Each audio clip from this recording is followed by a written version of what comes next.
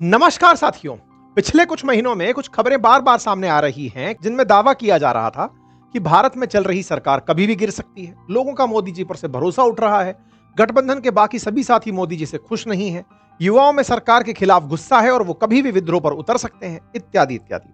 ये कुछ ऐसी सुर्खियां थी जो हाल ही के दिनों में कभी ना कभी आपके सामने भी आई होगी। अब एक तरफ भारत सरकार को लेकर सुर्खियां दिखती हैं और दूसरी तरफ इसी टाइमलाइन पर हमारे पड़ोस में कुछ ऐसी घटनाएं होती हैं जिन्होंने इन सुर्खियों को बहुत संवेदनशील बनाने में काम किया।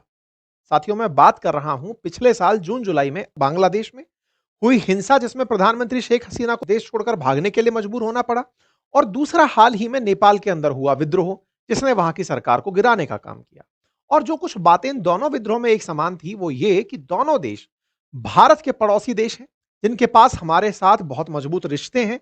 दूसरा, इन देशों के साथ हुए विद्रोह का एक मुख्य कारण, जिसके चलते इस विद्रोह को जैनजी प्रोटेस्ट नाम दिया गया। तीसरा, इस विद्रोह के कारण जो भी समीकरण सामने आए उसमें अमेरिका का हाथ होने की बात भी सामने आती रही। अब ये जो तीसरा बिंदु है जिसमें अमेरिका की बात हो रही है, यही सबसे जरूरी बिंदु है, क्योंकि इस बिंदु ने एक ऐसी डिबेट को हाईलाइट कर दिया जो पिछले कई दशकों से हमारे बीच मौजूद थी। और इन घटनाओं ने इस डिबेट को एक नया मोड़ देते हुए फिर से एक नई पहचान दे दी। साथियों, मैं जिस डिबेट की बात कर रहा हूं उसका नाम है डीप स्टेट। अमेरिका में चलता एक समूह जो दुनिया का सबसे ज्यादा शक्तिशाली समूह है। यहां तक कि अमेरिका की सरकार और अमेरिका का राष्ट्रपति भी इस समूह के सामने कमजोर पड़ जाता है। समूह पर कई बार ऐसे आरोप लगते हैं कि कुछ युद्ध या राजनीतिक अस्थिरता इन्हीं के द्वारा योजनाबद्ध होती है, ताकि दुनिया भर के हथियार और तेल व्यापार समेत अलग अलग देशों की सत्ता से अमेरिका को फायदा पहुंचाया जा सके। यहां तक कि यह दावा यह भी है कि सोशल मीडिया और एल्गोरिदम की मदद से डीप स्टेट यह भी तय करता है कि जनता को क्या देखना है, सुनना है, सोचना है। और ये सब करने के लिए इनके पास अरबों डॉलर का बजट होता है, जिसे ब्लैक बजट नाम दिया जाता है, जिसका ना तो कोई सार्वजनिक रिकॉर्ड होता है और ना ही कोई जानकारी। लेकिन साथियों, इन सारी बातों में आखिर कितनी सच्चाई है? क्या सच में डीप स्टेट मौजूद है या सिर्फ अफवाहों का हिस्सा है? कैसे दुनिया भर में डीप स्टेट की पहचान गढ़ी गई? इतिहास की वो कौन सी घटनाएं हैं जिन्होंने डीप स्टेट जैसी समूह होने की संभावना को लगातार सिद्ध कर दिया? और क्यों आज भारत के लिए यह विषय बहुत ज्यादा जरूरी हो जाता है? आज के इस वीडियो में डीप स्टेट का इतिहास, इसके नाम के साथ जुड़े कुछ बड़े कारनामों के बारे में जानकारी करेंगे। तो चलिए शुरू करते हैं। लेकिन इससे पहले, डीप स्टेट को लेकर जो बात सबसे ज्यादा सामने आती है वो ये कि ग्रुप दूसरे देशों की सरकार को अमेरिका के हिसाब से कंट्रोल करता है। अब इस बात में कितना सच है ये तो हम आगे इस वीडियो में जानेंगे ही, लेकिन उससे पहले उस चीज के बारे में जान लेते हैं जिसने आप अपने हिसाब से कंट्रोल कर सकते हैं। मैं बात कर रहा हूं आपके बिजनेस की। अभी कुछ दिन पहले की खबर है जिसमें बताया गया कि इंडिया के होटल बिजनेस में जबरदस्त ग्रोथ दिख रही है, जो इसे एक बढ़िया बिजनेस अपॉर्चुनिटी बना देती है। लेकिन होटल बिजनेस को चलाने में सबसे ज्यादा जरूरी होता है कि आप अपने कस्टमर्स को अच्छा एक्सपीरियंस दे सकें। और कस्टमर्स का अच्छा एक्सपीरियंस डिपेंड करता है कि आप अपने होटल की सर्विस को कितना अच्छे से मैनेज करते हैं। और इंडिया में मैक्सिमम होटल्स में कस्टमर का एक्सपीरियंस कुछ खास नहीं होता है, जिसके पीछे सबसे बड़ा कारण होता है होटल का मैनुअल मैनेजमेंट सिस्टम। लेकिन अब इसका सॉल्यूशन है ओडू के point of sale application restaurant के पास। ओडू एक ऐसा प्लेटफॉर्म है जिससे आप अपने बिजनेस रिलेटेड सारे काम को कई गुना आसान बना सकते हैं। अगर point of sale restaurant application यानी कि पीओएस रेस्टोरेंट ऐप की बात करें, तो इसकी मदद से आप अपने रेस्टोरेंट या बार का फ्लोर प्लान अपने हिसाब से बना सकते हैं, कस्टम मेनूज बना सकते हैं। इवन अगर कस्टमर से ऑर्डर लेना है तो इसे आप ऐप में ऑफलाइन और ऑनलाइन ऑर्डर दोनों ऑप्शन से ले सकते हैं, जिसकी मदद से आपका कस्टमर ऑनलाइन या क्यूआर कोड के जरिए अपनी टेबल और फूड ऑर्डर कर सकता है। कस्टमर्स के ऑर्डर डिश के नाम और डिस्प्ले होते हैं किचन में लगी स्क्रीन पर, जहां जल्दी से उस ऑर्डर के तैयार किया जाता है बिना कोई एक्स्ट्रा टाइम खर्च किए। इसके अलावा इसका इंटरनल नोट फीचर भी, जिसमें कस्टमर के हिसाब से डिश को तैयार करने के इंस्ट्रक्शन सीधे शेफ तक पहुंचाए जाते हैं। ऑर्डर मैनेजमेंट के अलावा आप ओडू से स्टॉक मैनेजमेंट भी बड़ी आसानी से कर सकते हैं। ओडू में क्विक प्रोडक्ट क्रिएटर करके फीचर भी है, जिसमें आप प्रोडक्ट के बार कोड को स्कैन करके प्रोडक्ट की लिस्ट और उससे भी जुड़ी पूरी इंफॉर्मेशन ऐड कर सकते हैं। अगर आपको अपने ऑनलाइन ऑर्डर्स भी मैनेज करने हैं तो भी वो ओडू के इस एप्लीकेशन से हो जाएंगे। कैसे? तो ये ऐप जोमेटो और स्विगी से इंटीग्रेटेड है, तो एक ही जगह सब मैनेज हो जाता है। इवन बिल को एडवांस में प्रिंट करना, बिल को स्प्लिट करना, अलग अलग टैक्सेस को ऐड करना, ये सब भी ओडू के point of sale restaurant application पर होता है। तो देखा आपने, ओडू की एक एप्लीकेशन आपके रेस्टोरेंट या कैफे या फिर बार की बिजनेस मैनेजमेंट को कितना आसान बना सकती है। और इससे भी जरूरी बात है, ओडो की एक एप्लीकेशन हमेशा फ्री रहती है आपके लिए। तो जल्दी से डिस्क्रिप्शन बॉक्स में दिए गए लिंक पर क्लिक कीजिए, अपनी रेस्टोरेंट बिजनेस मैनेजमेंट जर्नी को आसान बनाइए। अब हम अपने टॉपिक पर वापस आते हैं। साथियों, डीप स्टेट की शुरुआत कहां से हुई, ये जानने से पहले मैं आपको चाहता हूं कि आप भारत के पूर्व उपराष्ट्रपति जगदीप धनखड़ जी के उस स्टेटमेंट पर एक नजर डालें जिसमें इस पूरे विषय को गंभीर बना दिया था। बात है पिछले साल दिसंबर की, जब राज्यसभा सत्र के दौरान सदन में विपक्ष के नेता मोदी अडानी भाई भाई के नारे लगा रहे थे। इन नारों के बाद जगदीप धनखड़ जी ने अपने बयान में भारत के अंदर डीप स्टेट के बढ़ते प्रभाव को लेकर चेतावनी दी थी और कहा था कि ये भारत की यूनिटी, सॉवरेनिटी और प्रोग्रेस के लिए खतरा है। अब धनखड़ जी के इस बयान के पीछे कितनी हकीकत है, इसको हम हाल ही में हुई कुछ घटनाओं से समझने की कोशिश करेंगे। लेकिन उससे पहले थोड़ा डीप स्टेट की पूरी कहानी को खंगाल लेते हैं और आखिर ये सब हुआ कैसे और ये कहां यहां तक पहुंचा, जानते हैं। साथियों, डीप स्टेट की शुरुआत की कहानी जुड़ती है 1950 के बाद हुई कुछ बड़ी घटनाओं से, जिन्होंने अलग अलग देशों की सरकार को गिराया या गिराने की पूरी कोशिशें की। पहली घटना है साल 1953 में हुए ईरान के तख्तापलट की, जिसके लिए अमेरिका की खुफिया एजेंसी CIA और ब्रिटेन की MI6 को जिम्मेदार माना गया। इस ऑपरेशन को TPAJAX नाम दिया गया था। इसका उद्देश्य था ईरान के प्रधानमंत्री मोहम्मद मोसदेक को सत्ता से हटाना। लेकिन क्यों? साथियों, इसके पीछे मोसदेक का एक ऐसा निर्णय था जिसने अमेरिका और ब्रिटेन की चिंता बढ़ा दी थी। ऐसा इसलिए क्योंकि साल 1951 में जब मोहम्मद मोसदेक ने ईरान के तेल उद्योग का राष्ट्रीयकरण किया, तो इससे ब्रिटेन को बहुत नुकसान हो रहा था। क्योंकि 1951 से पहले ईरान का तेल उद्योग British company Anglo Iranian oil company संभाल रही थी, जिससे तेल उद्योग का बड़ा मुनाफा लगभग 84% सीधे ब्रिटेन की जेब में जाता था। लेकिन जब मोहम्मद मोसदेक तेल उद्योग के राष्ट्रीयकरण की बात करने लगे, तो उन्होंने साफ कर दिया कि यह तेल ईरान का है, इसके व्यापार से होने वाले मुनाफे पर भी सिर्फ ईरान के लोगों का हक होना चाहिए, ना कि किसी बाहरी देश का। मोहम्मद मोसदेक के इस फैसले को ईरान की जनता का पूरा समर्थन मिला।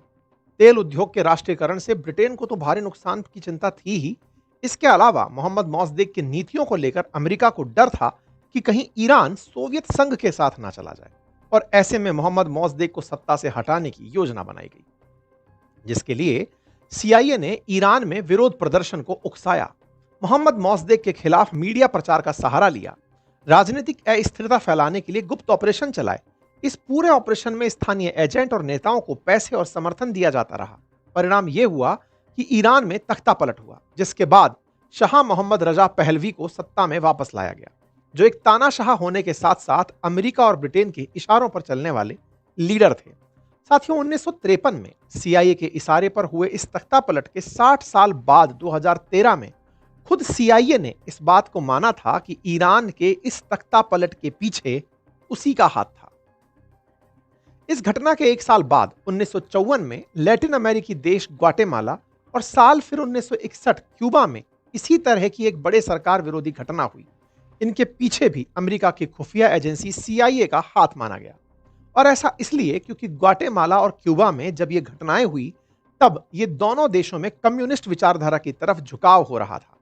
इसी समय पर अमेरिका और सोवियत संघ में कोल्ड वॉर भी चल रहा था।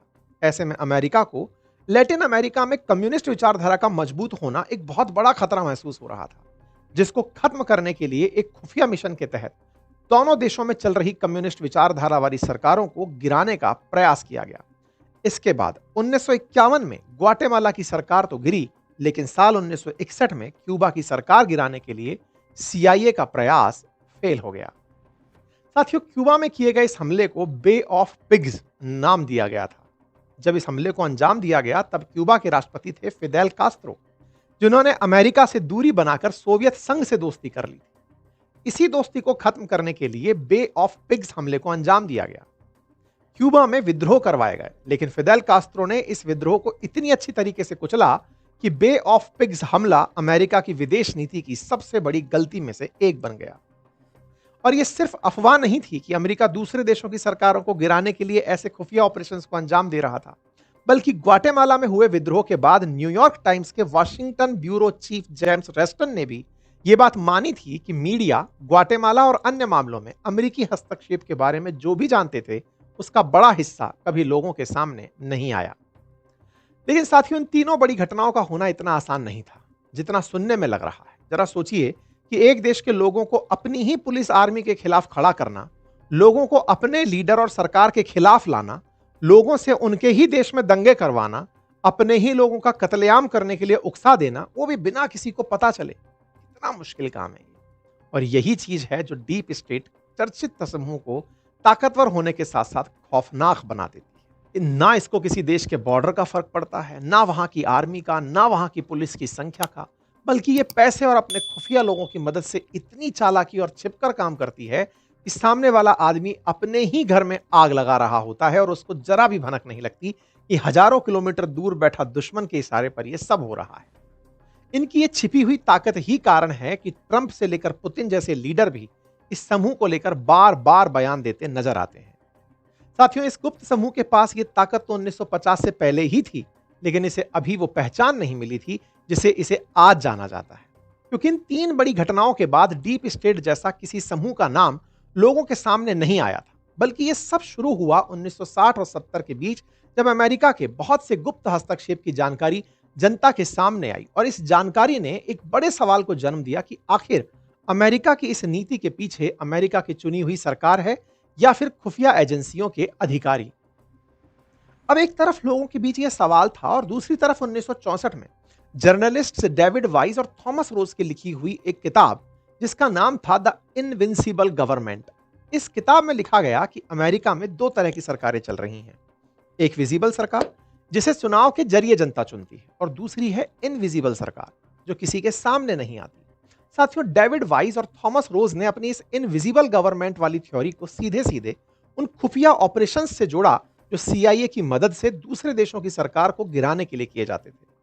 मतलब सीआईए के कुछ लोग ही किताब में बताई गई इनविजिबल गवर्नमेंट को चला रहे थे, और यही वो इनविजिबल गवर्नमेंट थी जो दुनिया भर के देशों में दंगे, सरकार गिराने के काम को अंजाम दे रही थी, सिर्फ और सिर्फ अमेरिका के हितों को साधने के लिए। यानी ये कहना भी गलत नहीं होगा, यही वो लोग थे जिन्होंने आज की सुपर पावर अमेरिका की नींव रखी। क्योंकि अगर ये ना होते तो अमेरिका और सोवियत संघ का कोल्ड वॉर कुछ अलग ही परिणाम लेकर सामने आता। और इस बात से आप ये अंदाजा लगा सकते हैं, क्योंकि यह दावा किया जाता है कि डीप स्टेट की ताकत के सामने अमेरिका के राष्ट्रपति की ताकत भी कम पड़ जाती है। और इस दावे को और ज्यादा मजबूत बना देता है जॉन एफ कैनेडी का मर्डर केस। कहा जाता है कि 1961 में क्यूबा में हुए मिशन के फेल हो जाने के बाद जॉन एफ कैनेडी और सीआईए के बीच कुछ बहस हो गई, जिसके बाद कैनेडी ने चर्चित इनविजिबल गवर्नमेंट के प्रभाव को कम करने के उद्देश्य से सोवियत संघ और क्यूबा के साथ शांति स्थापित करने की कोशिश की। लेकिन कैनेडी के इस प्रयास ने सीआईए की इनविजिबल गवर्नमेंट को गुस्सा कर दिया, जिसके कुछ दिन बाद कैनेडी की हत्या कर दी गई। साथियों, ऐसा कई बार हुआ कि इस हत्या का दोषी सीआईए को माना गया। कैनेडी की हत्या के अगले साल ही प्रकाशित हुई द इनविजिबल गवर्नमेंट किताब में किए गए दावों के बीच पहली बार डीप स्टेट जैसे किसी समूह के होने की बात सामने आने लगी। फिर साल 1967 में रैम्पार्ट मैगजीन में यह खुलासा हुआ कि सीआईए ने खुफिया रूप से नेशनल स्टूडेंट एसोसिएशन को खड़ा किया था, ताकि इसकी मदद से नए नए उभर रहे अंतर्राष्ट्रीय छात्र आंदोलनों को लिबरल और कम्युनिस्ट विचारधारा के विरोध की तरफ धकेला जा सके। साथियों, 1960 से 70 के बीच सामने आई इन सारी जानकारियों ने अमेरिका में डीप स्टेट जैसे समूह के होने की संभावना को लगभग पक्का कर दिया था। लेकिन साल 1970 से लेकर आज 2025 में, यानी कि 55 साल बाद, डीप स्टेट की जो नई बहस शुरू हुई है, उसके पीछे दूसरी घटनाओं का हाथ है जो पिछले कुछ सालों में हमारे सामने आई है। सबसे पहली घटना साल 2013 की, जब यूक्रेन यूरोपियन यूनियन और अमेरिका के प्रभाव से दूर होकर रूस के करीब हो रहा था। इस समय यूक्रेन के राष्ट्रपति थे विक्टर यानुकोविच। यूक्रेन की रूस से बढ़ती नजदीकियां यूरोप समेत अमेरिका को परेशान कर रही थी। यही सेम चीज हमें ग्वाटेमाला, क्यूबा और ईरान के साथ भी दिखी थी। तो यहां पर अमेरिका की तरफ से यूक्रेन के छात्र संगठन और एनजीओ को फंडिंग दी जाना शुरू हुई। 2013 के नवंबर में यूक्रेन सरकार के विरोध में प्रदर्शन शुरू हुए, जो धीरे धीरे बढ़े। बाद में ये प्रदर्शन पूरे यूक्रेन में होने लगे। इसे नाम दिया गया रेवोल्यूशन ऑफ डिग्निटी। लगभग 5 महीने तक चले इन सरकार विरोधी प्रदर्शन के बाद फरवरी 2014 में यूक्रेन में सरकार गिर गई और यूक्रेन के राष्ट्रपति विक्टर यानुकोविच को रूस में जाकर छिपना पड़ा। प्रदर्शन के बाद यूक्रेन की नई सरकार बिल्कुल अमेरिका के इशारों पर चलने वाली सरकार थी। जिसने रूस से अपनी नजदीकियां कम कर दी थी। इन प्रदर्शनों के बाद अमेरिका का जो प्रभाव यूक्रेन के ऊपर बढ़ा, इससे साफ हो जाता है कि किस तरह ये प्रदर्शन प्लान किए गए थे। हाल ही में जब हम बांग्लादेश और नेपाल में सत्ता परिवर्तन को देखते हैं, तो वहां भी यही कहानी दिखती है। जहां क्यूबा, ग्वाटेमाला, ईरान, यूक्रेन में रूस के प्रभाव को कम करने की बात कही गई थी, वहीं बांग्लादेश और नेपाल में चीन के बढ़ते प्रभाव को कम करने की रणनीति थी। हालांकि इन सारी घटनाओं पर कोई पुख्ता प्रमाण हमें देखने को नहीं मिलता। ये सीआईए के इशारे पर हुआ था, लेकिन सभी समीकरण ऐसे होते हैं। लेकिन कुछ समीकरण ऐसे होते हैं जिन्हें प्रमाण की आवश्यकता नहीं होती। घटना घटने के समय और उसके बाद हुए परिवर्तन से काफी हद तक यह अंदाजा लगाया जा सकता है कि इसके पीछे कौन है। और अगर ये सब कम पड़े तो अमेरिका का इतिहास हम सब के सामने है। कैसे उसने अपने हितों को साधने के लिए दूसरे देशों को युद्ध में झोंका, वहां सरकारें गिराई, अपने फायदे के लिए किए गए विद्रोह के नाम पर ईरान में तानाशाही सौंपी, तो अफगानिस्तान, मिडिल ईस्ट, अफ्रीका के कई देश, ऐसे उदाहरण, कितने उदाहरण हमारे सामने हैं जिनमें यह साफ होता है कि अमेरिका ने तेल के व्यापार और हथियार के व्यापार, संसाधनों पर नियंत्रण, इन सारी चीजों के लिए समय समय पर अपनी छिपी हुई शक्तियों का प्रयोग किया। पिछले कुछ महीनों में भारत के अंदर भी कुछ ऐसा ही नोटिस किया गया था। जब युवाओं के आंदोलन, फिर चाहे वो परीक्षाओं के लिए हो रहे हों या फिर सरकार के किसी प्रोजेक्ट के विरोध में हो रहे हों या फिर जैसे किसी क्रांतिकारी के या फिर किसी भी आंदोलनकारी की गिरफ्तारी के विरोध हो रहे हों, ये सारे कहीं ना कहीं उस पूरे पैटर्न को समझा रहे थे, एक पूरी प्लेलिस्ट को समझा रहे थे कि ये किसी दूसरी दिशा की तरफ तो नहीं ले जाएंगे। ऐसा नहीं है कि किसी भी लोकतंत्र में विरोध का तरीका कोई और तरीके से होता है। अगर भारत में भी लोकतांत्रिक व्यवस्थाओं के खिलाफ जनता को उतरना है तो वो ऐसे ही सड़कों पर आएगी, जैसे किसान आए थे, जैसे छात्र आए थे, जैसे राजनीतिक दल आए थे। लेकिन ये अगर कंट्रोल से बाहर निकल जाएं तो सरकार को पलट देते हैं। भारत में विरोध का इतिहास लंबा रहा है, सरकारें बदली हैं और सरकारें बदलना लोकतंत्र में कोई पाप नहीं होता। लेकिन ये किसी और देश के लाभ के लिए हो तो फिर वो आपको बुरा झटका देता है। डीप स्टेट भारत में जब चर्चा का विषय बनता है तो इसे देखने का तरीका मात्र एक यही होता है कि कहीं इसके पीछे अमेरिकी हित या फिर रूसी हित तो नहीं है, हमें कहीं पपेट बना के तो नहीं खेला जा रहा है। इसी तरीके से भारत में डीप स्टेट सुर्खियों में बना रहता है। हाँ, आप जरूर इसे इस तरह से भी कह सकते हैं कि डीप स्टेट का नाम लेकर के सरकार अपनी मनमानी भी तो कर सकती है। बिल्कुल सही कह रहे हैं। जैसा कि पुलिस का नाम लेकर के बहुत बार अपराधी अपराध कर जाते हैं, बिल्कुल वैसे ही डीप स्टेट का नाम लेकर सरकारें भी अपनी ताकत का मिसयूज कर सकती हैं। लेकिन सच क्या है, ना तो डीप स्टेट के बारे में किसी को पता और सरकारें काम सही में कैसे करती हैं ये भी शायद ही किसी को पता हो। बाकी आप लोग इस विषय पर क्या सोचते हैं, अपनी राय कमेंट बॉक्स में जरूर दीजिएगा। जानकारी पसंद आई हो तो साथियों से अवश्य साझा करिए। चैनल पर नए हैं तो सब्सक्राइब कर लीजिए। बाकी ओडू की लिंक हमने कमेंट बॉक्स में पिन कर दीजिए, एक बार उसको जाकर देख लीजिए। Thank you.